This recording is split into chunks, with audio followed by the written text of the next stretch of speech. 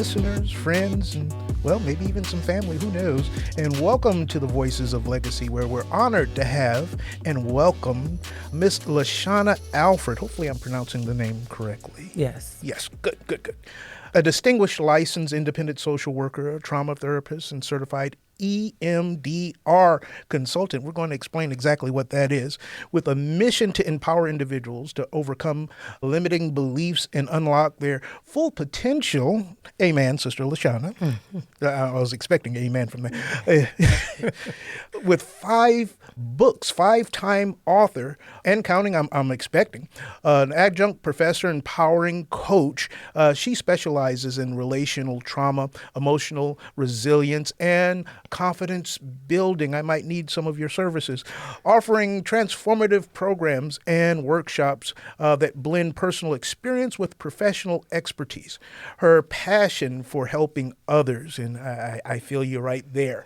We could stop right there. Her passion for helping others heal and grow is evident in her dedication and her calling to foster lasting change in those that she interacts with. Good day, good morning, good afternoon, Miss Alfred. How are you? Hello, I am doing great. Thank you for having me. I'm excited. Oh, thank you for being here. I'm excited to hear your interesting story. Now, is there a movie forthcoming? No, not a movie in the making, but I definitely believe it should be a movie. I would agree, and we're going to explain why that is. Can you tell us something about yourself? I am a resilient individual who has a heart for people. Yeah, has a heart for people. And it didn't come easy, right? So I had to go through some things to get to this point or where I am in my life now. Yeah. So it wasn't always that way? Wasn't always that way. Oh, wow. That's an admission and a half. So how did you come to this point?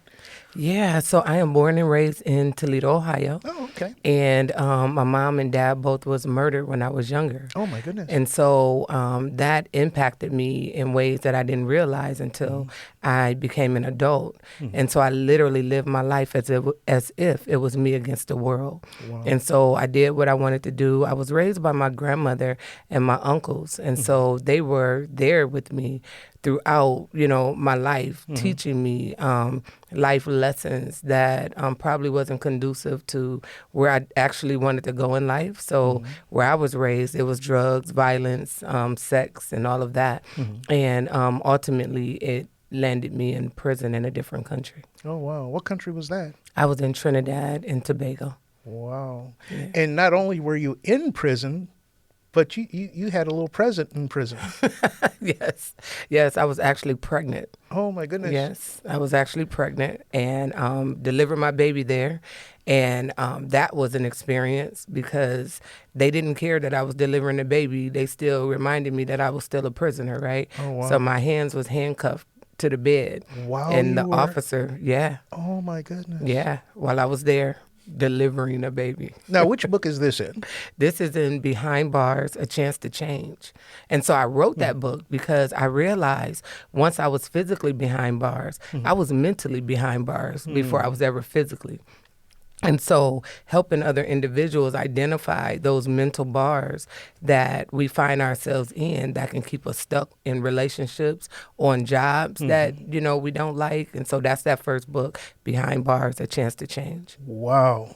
Wow. So this was the beginning of, I almost want to call it somewhat of a ministry of help for others, sharing your testimony. Yes, definitely. So, because I met God there. So definitely Okay. ministry, a transformative, life for me, and understanding that I didn't go through it just for me. And so that's why I own my voice and every opportunity that I have to encourage or empower someone else by sharing my story. And not just sharing my story, right, but literally getting out the wisdom that I've gleaned from what I've been through to help others. So there's healing in that testimony, not only for them that you bless with sharing your story, but also for yourself, it sounds like. Absolutely. Did you find freedom in sharing your story? Yeah, well, to be honest, I found freedom while I was still locked up. Oh, wow. Prior to being able to share my story, right? So the freedom came just with me being face to face with my reality. And so me sharing my story is kind of like it's just a part of my life. But I was free before I got an opportunity. That sounds like a Paul experience that you were free incarcerated. Oh, yeah. That's an awesome story. Explain to our listeners, what is EMDR? So EMDR stands for eye movement desensitization and reprocessing. And basically it's a skill that we use to help the left and right brain work together. And so some people use their fingers and have you follow their fingers going left and right. And what people don't understand is that when we're walking, when we're doing that left and right movement, it's actually creating that bridge between our left and right brain. And so that's what EMDR is. It literally helps individuals who have trauma stored in a part of their brain get released into another part of the brain. Full disclosure, I have to act like I don't know a lot of stuff that I do know so I can get you to talk about it. However, I actually experienced a traumatic brain injury myself. Okay. So I didn't have the EDMR deal, but when I was doing the research for our interview today, it reminded me of when one of my eyes were actually crossed. I was thrown from a patrol vehicle and got a subdermal hematoma and bled to the right and had paralysis to the right, and it crossed my eyes. Yeah. I had to do something similar to that. I had to focus, kind of like what you're talking about, on one side with that closed, and then focus on the other side. And after a while, if you practice it, Yes. you're straight. Yes. And hopefully in my cross-eyed. But so this is an effective way to help people deal with trauma. Yes. Yes. Yes. And so it also helps with traumatic brain injuries as well. Yes. Even the individual who founded it, she had got some traumatic medical news. And so she was walking and she noticed that she was taking her eyes left and right. And by the time she got to her destination, she noticed the charge that she was feeling related to this news was gone. Wow. Yeah. Wow. So with the EMDR, you utilize this to help people deal with trauma now. Yes. In conjunction with the story of your life, or how do you handle that? Yeah, how so does it connect? So I'm a licensed independent social worker. So I Okay. have my own private practice, and so you're paid for it. Yes. Awesome. Oh yes. Oh yes. And so when I'm doing this particular therapy, it's them coming into my office. So this has nothing to do with Lashanna. One of the things about being an EMDR therapist is that we have to get out of the way, right? Gotcha. We learn to get out of the way. So it has absolutely nothing to do with me. And even I want the listeners to understand when we're talking about trauma, we're not talking about like just the big T traumas. We're also talking about the small T traumas. So Yes. anything less than nurturing is traumatic. Wow. I might have to get an appointment. So this has empowered you to be free to walk in your calling, to be a benefit to people past, as you said, more than just you. Yes. How has that benefited you in life as you see it? Yeah, you know, when I began my change journey, right, I remember praying and saying to God, I didn't want my story to just be I was in prison, right? And I also wanted to impact more lives with my new life, right, in a positive way than I did when I didn't know any better. And so now it's just so rewarding that I can actually be what I wish I had. Oh, my goodness. Right? I'm Yes. able to be that mentor, that positive figure to individuals when I didn't have it. You know, so yeah, that's the rewarding part for me. Kind of like the know to do good but not do it. Absolutely. That's a sin. Absolutely. And it's a blessing, on the other hand, to do what you're doing is help people. Yes. And this gets me excited. Empowerment and personal growth. In your role as an empowerment coach, what are some of the common limiting benefits that you encounter, and how do you guide individuals in overcoming them? Yeah. So some of the limiting beliefs that I encounter are things like I'm not good enough, right? I don't belong. I'm different. Yes. It's my fault, right? Yes. And those things come from childhood experiences, and we start owning it. Well, it's my fault. And we make excuses for other people's behaviors Yes. because we're used to being blamed. So we begin to blame ourselves. And so that can be hard. That can be really challenging. Yeah. What about when people actually are somewhat to blame. How do you balance that? It seems like it's a hard thing to balance. Yeah. Well, see, it's when 'Cause sometimes you have some culpability in your own circumstance. absolutely.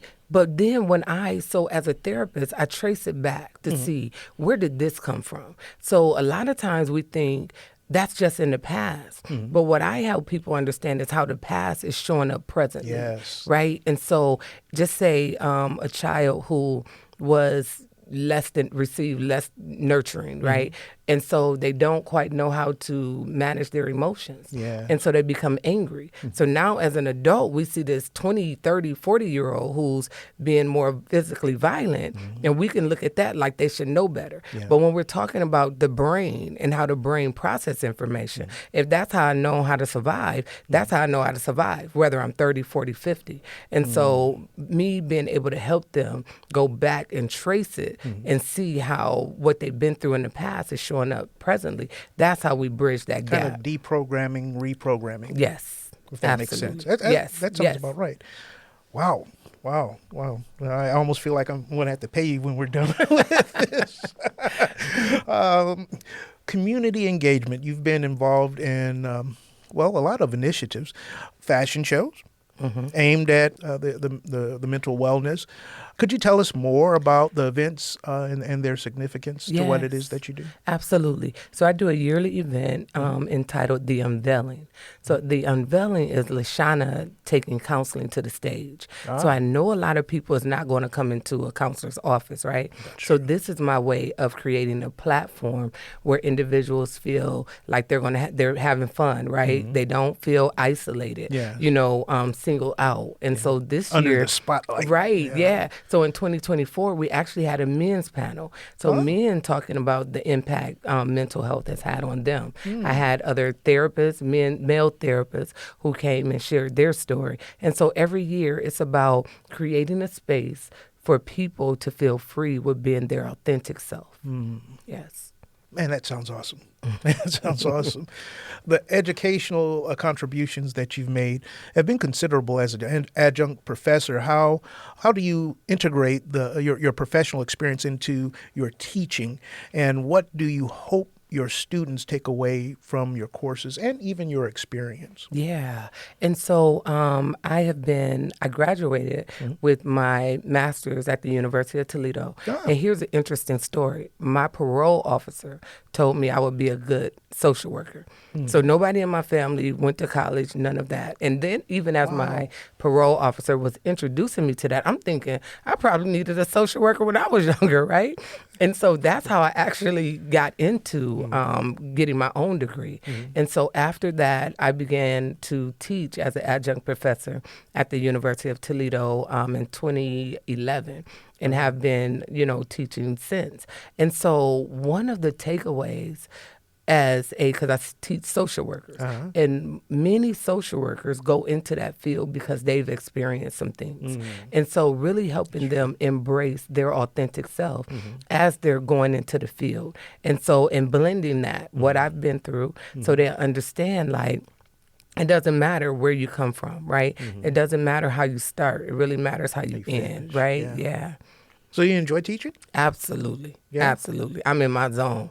Yeah, when I'm teaching, I'm able to be, I'm able to be me, able to be free, right? And the reality is, wherever I go, I be me. I would probably expect that to be true. Which do you like better, the counseling, the teaching, or the writing? Ooh, I like teaching better. Really? Yeah, I'm going to tell you why. Because I have an opportunity to go in and teach, and it's up to them, right, to grab the information and utilize it. I can relate to In that. counseling, I have to walk alongside of them, right? So in teaching, when I'm doing my speaking engagements, I'm able to literally plant the seed and trust that somebody else going to come and water it. So I'm assuming you travel and speak. Yes. So I've been to Atlanta, Baltimore, Washington. So definitely travel. And You could go to Cambridge, do a symposium. It's really useful information, and I think it touches everybody exactly where they are. I think it's important for everybody to really realize who they really are, their genuine self, their pain and their suffering, and how that benefits you moving forward. I think we focus too much on how how bad it hurts. Right. And the hurt is something that you can either maintain or let go. Yes. And that's what I'm hearing in what you're saying today, and even in what I read from your books. Tell us about those 5 books of yours. Yeah. And is there another one? Yes. Okay. So the first one, Behind Bars, A Chance to Change. So, of course, I wrote that book because I was thinking, okay, I'm coming home with a felony, and I'm not going to allow the system to stop me, right, and cause me to go back into a lifestyle that can take me away from my children. So that was that first book. That's when I started You Change. And then the second book is Ladies Take Your Man Back. Now, the man stands for mature, assertive nature. I wrote that book because I was in a relationship and a young lady had just got out of the relationship with the person I was in a relationship with. And so she was feeling devastated, right? And so I remember getting off the phone with her and I prayed for her and I was led She to called just, you? Yeah. Oh, wow. Yeah. You know how guys are. Yeah. No. Yeah, I do. But yeah, she called Remember, me. I'm a pastor and I Right. get to talk to people a lot. So, yes, ma'am. Yeah, so she called me wondering how this person she had been with for 10 years all of a sudden want to marry me, right? And so I was like, okay, this is bigger than him, bigger than me, bigger than you. Maybe God is saying something to you. But anyway, after I got off that phone, I began to write. And I literally wrote the first 3 chapters just from that, phone call. So Ladies Take Your Man Back, mature, assertive nature, really understanding who we are prior to any trauma or nasty breakup or divorce. Talk about taking a negative into a positive. Oh, yeah. Oh, yeah. My goodness. Yes.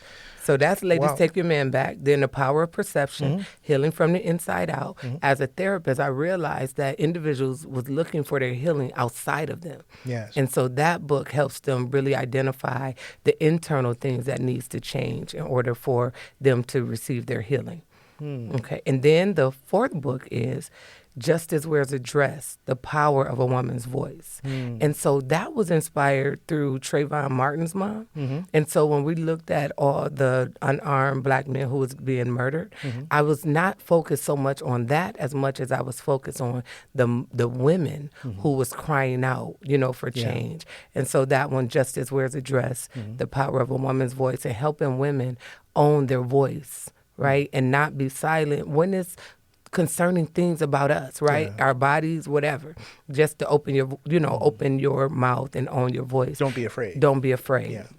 And the last one, the 5th one, is the Freedom Formula. It's proven strategies to help you break free from the beliefs that keep you stuck. And so I'm really, really excited about that book. That's going into audio as well. Ah. And really, just being free. And we don't realize that the thing that's keeping us from being free is that limiting belief that we have. It's you. Yeah. It's always you. And harken back to Paul and Silas. To be in prison, to be able to be in a place of euphoria, but yet you're physically incarcerated, is the condition of a lot of people that experience trauma. Yes. It's in your mind. Absolutely. You went through it. Don't discount that. We don't erase that. Right. However, Yes. you can choose Yes. what you do with what you've been through. Absolutely. Yeah. Absolutely. Yeah. That's where we Yeah, I get. read some of it. Yeah, that's where we get the pain and its purpose in the pain, Yes. right? Yes, Yeah. yes. Of those 5 books, I'm going to ask you, hopefully not too hard of a question. What's your favorite so far? So far, it's the Freedom Formula. I love the freedom because I learned more, with this 5th book than I did with the first 4, right? Even when we're talking about the title, we're talking about the chapters.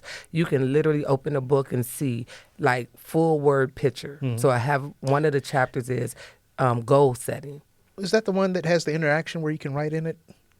No. Oh, okay. Yeah, that one is the Power of Perception. Okay. You can write in those. I think the other 4 you can really write in. Okay. Yeah.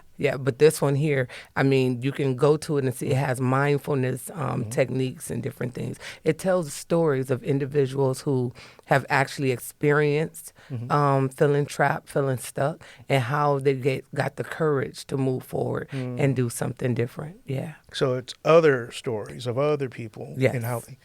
Awesome. Yes. Awesome. What are some of the most rewarding moments you've experienced in your career, and how have you navigated the challenges inherent in your field and in these wonderful experiences? I was picked to receive a award at the University of Toledo, the social work program, for 2018 and I believe 2019 as award for alumni. And so that was really rewarding to say, basically saying the work that I've been doing after graduation, right, Yeah. outside of the university, that is very rewarding. One of the challenges is it's really challenging for me to sit back and watch individuals or agencies create programs that may not really help people, but that can really hinder them. Yeah. And in my experience, I've had to, really like leave positions because it no longer aligned with my core values. Because I believe that people can change. Yes. And although I'm not against like medication assistance, I believe that is there to assist, not to be like the cure, because it's not, right? Like people, when we're dealing with mental health, individuals have to be able to feel. And we don't want medications that's going to hinder us from feeling, right? Yes. So they need to be able to feel it and then be able to shift a mindset, a belief around it, so they can begin to, take control of their lives. So that's been a challenge as well. So here's a question for you. Hopefully you can answer it. I think you can. I'm trying to think of how to form this, but the change in mental health, and we're right down the street from one of the mental hospitals here, from the sanitariums. Toledo had a beautiful, as much as it can be, but physically beautiful sanitarium. It's gone now. It's been gone for many, many years. In most areas, especially urban communities, there's very limited mental help. How does that affect what you do? Yeah.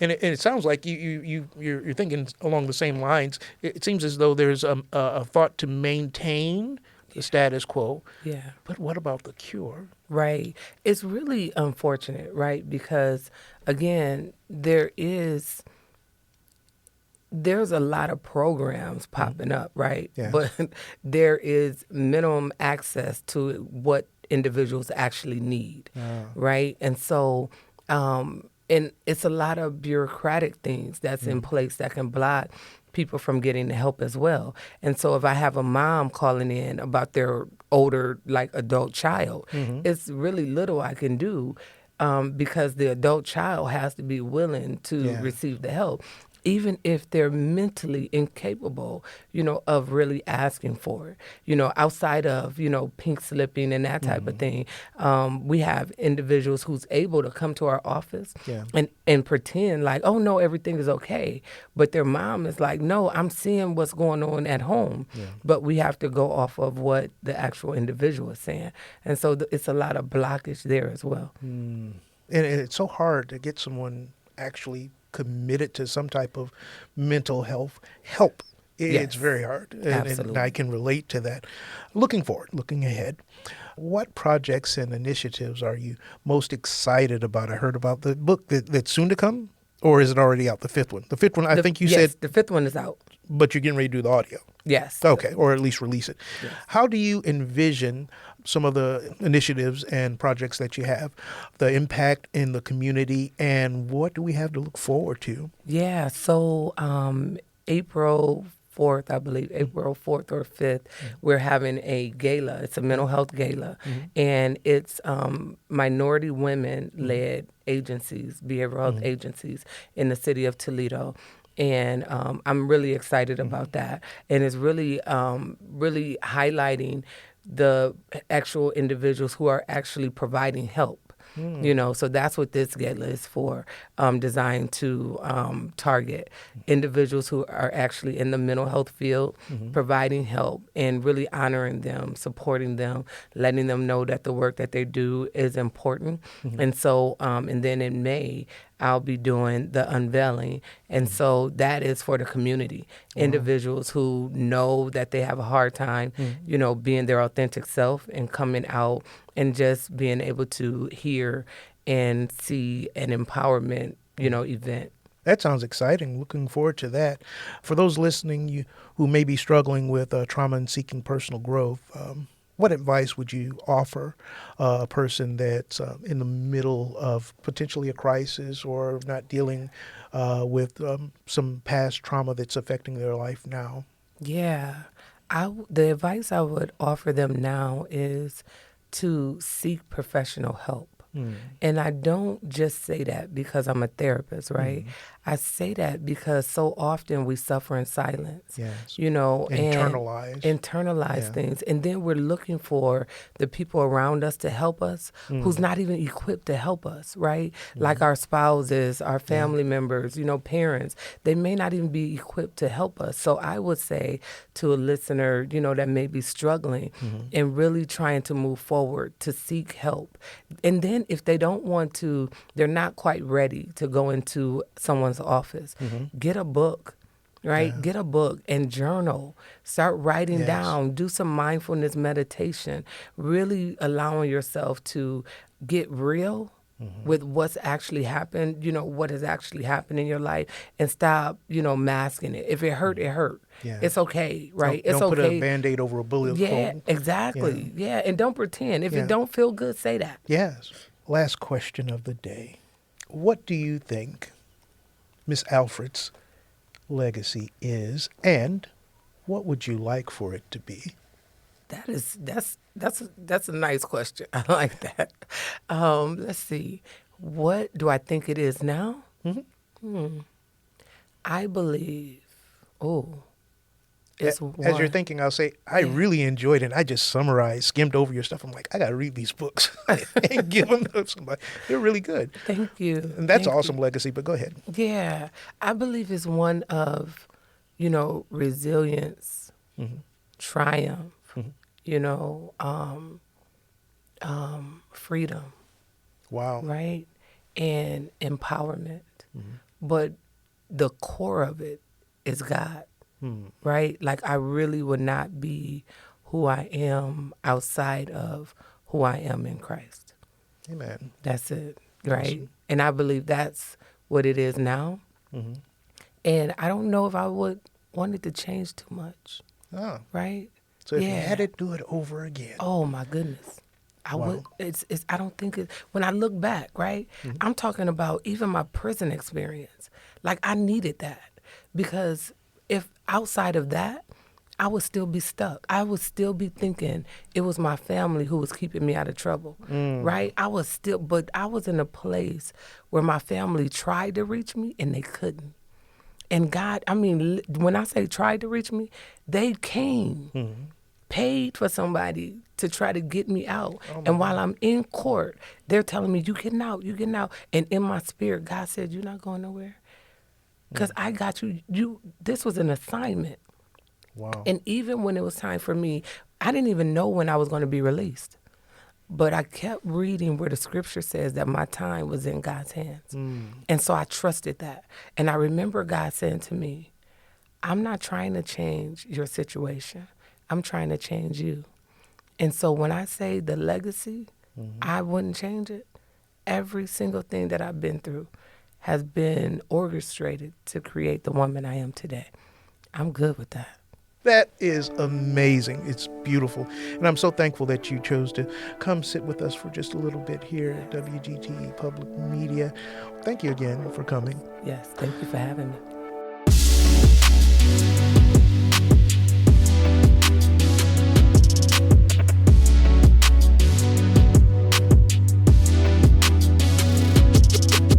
Thank you for listening to the Voices of Legacy.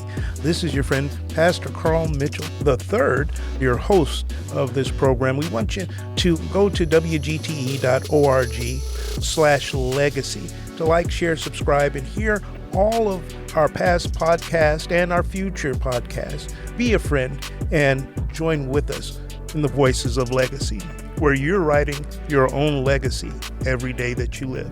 Have a blessed day.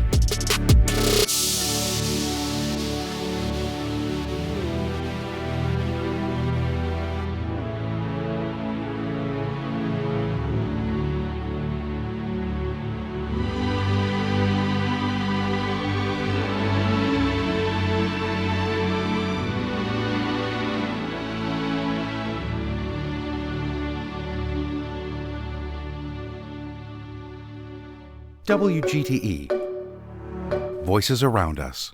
WGTE is supported in part by the American Rescue Plan Act funds allocated by the City of Toledo and the Lucas County Commissioners and administered by the Arts Commission.